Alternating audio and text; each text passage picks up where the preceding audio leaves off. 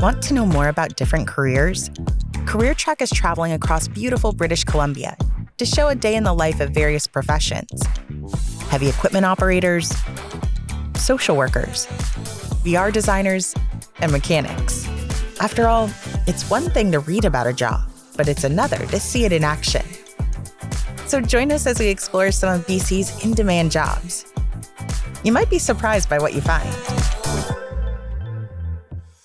Oceans cover over 70% of the Earth's surface, yet we've explored less than 20% of them. Our next guest is helping to change that, studying ocean currents, marine life, and the mysteries of the deep.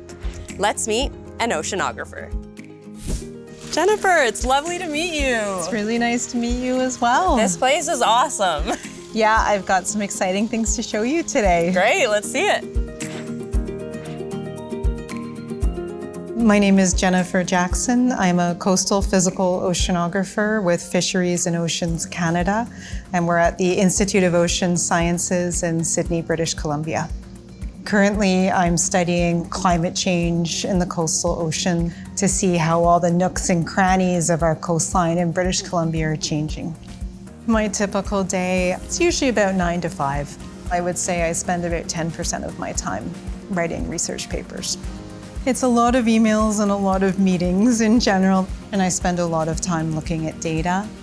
We used to get a drip of data, now it's a fire hose. Trying to figure out what to do with it and how to interpret it. It can take you, months or even years to work out a problem. The best part of the job is going to sea. I love being at sea. I go usually for 1 to 2 weeks at a time, and we collect samples all around the British Columbia waters. We operate 24 hours a day, so we're working 12-hour shifts, either noon to midnight or midnight to noon. We spend that time collecting the data, and it's really fun. Jennifer, I saw this on the way in, and I think it's so cool. This is the Salish Sea. This is the area that I study. And do you have any favorite areas? I have so many favorite areas, but I love the inlets. So Jervis Inlet, Toba Inlet, Butte Inlet. My undergraduate degree was a Bachelor of Science with a major in biology. Both my master's and my PhD were in physical oceanography. When you discover a new fact that nobody's ever discovered before, it is an amazing feeling. People that are thinking about this career, let your creativity fly. I think that's really important because we need you in this space right now. And have fun. Don't forget to have fun because it is really fun.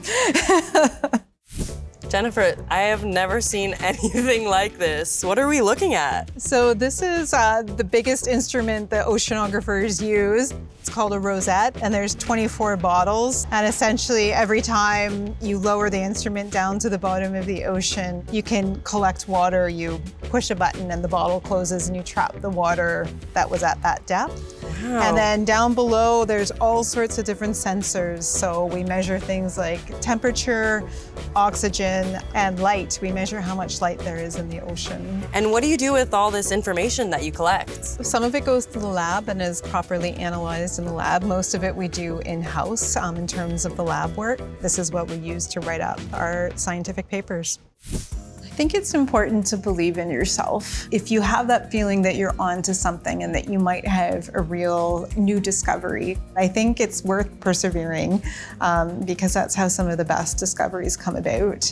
Jennifer, thank you so much for showing me all the work you do by the ocean. It was such a wonderful day. Thank you so much for coming and for taking interest in my work.